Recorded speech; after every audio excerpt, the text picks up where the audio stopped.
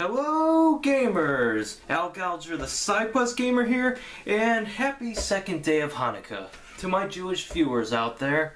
While going through several Game Boy games, I decided to go for the obscure and review an interesting little Game Boy Color game by the name of Conker's Pocket Tales.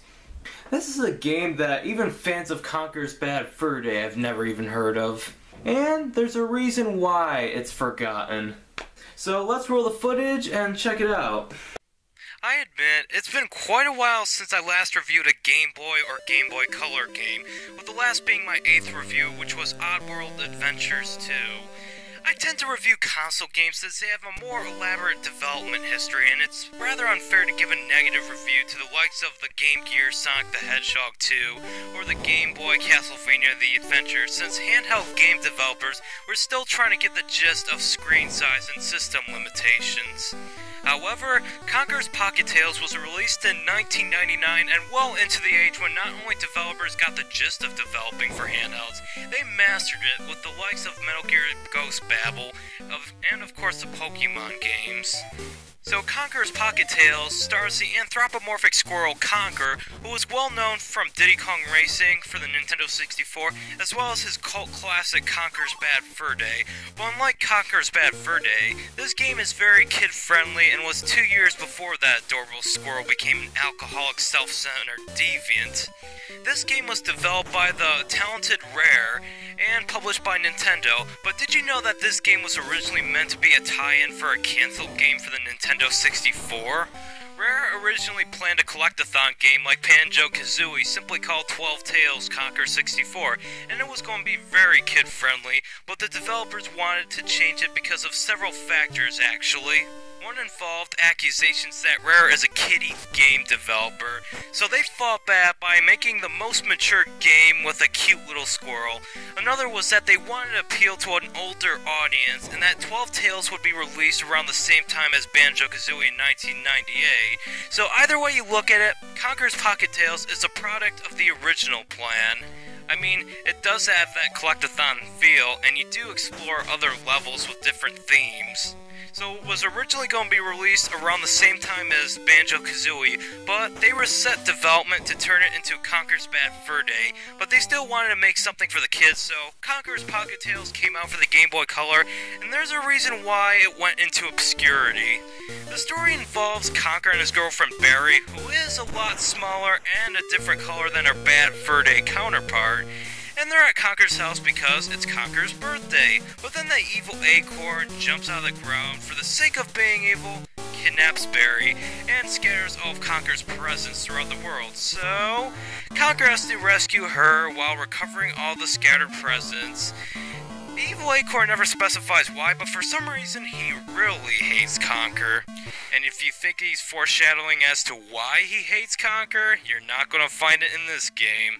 If you want my definition of the gameplay, it's a top-down collectathon game of sorts, but you have to collect all the blue presents to progress. The more presents you have, the higher your ranking. And you can increase your ranking by collecting the optional red presents and the optional invitations.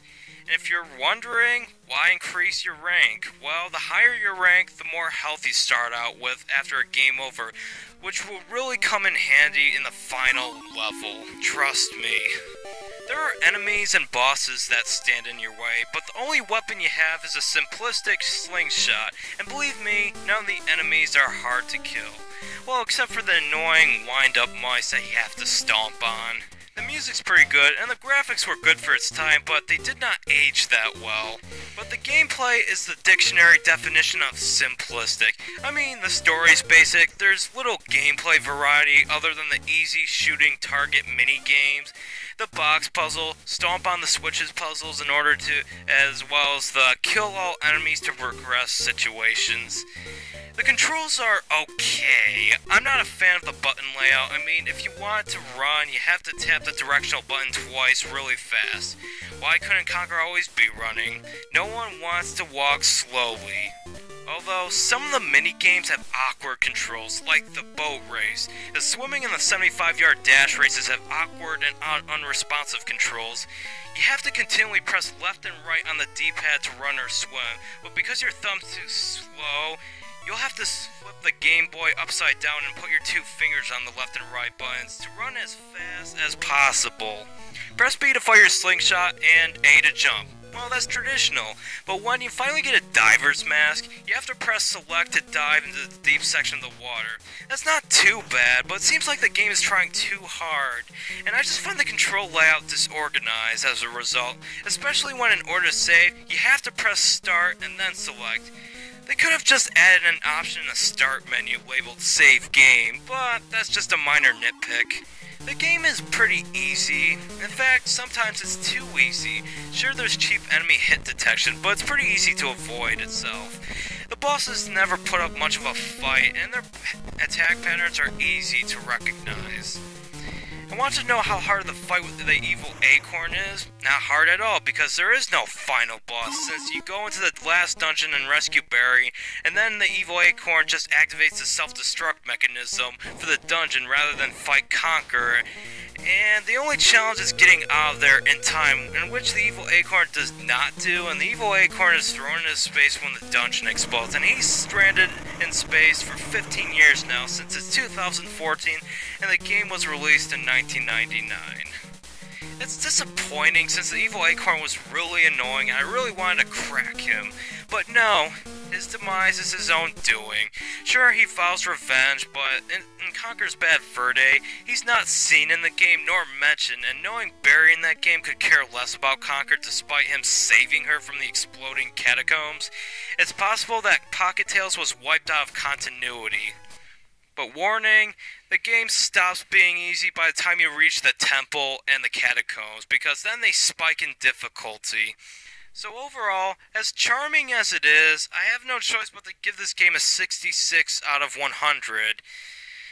It's an alright game, and while there's really nothing wrong with it, there's really nothing right about it either. I mean, there's very little gameplay variety, and it seems meant only for the kids, despite the rated E for everyone label. But then there's a very steep difficulty curve in the end that only older gamers can get past. Like I said before, this game went obscure for a reason, and I can only recommend getting this game for like $2 or $4 American dollars. It's only worth a weekend, and since most of you would rather play Conker's Bad Fur Day, don't worry, there's absolutely no connecting threads to Bad Fur Day. Thank you all for watching, and I'll see you all tomorrow for Day 3 of Hanukkah. Before we go, here's some bonus clips. Under the moonlight, this serious moonlight.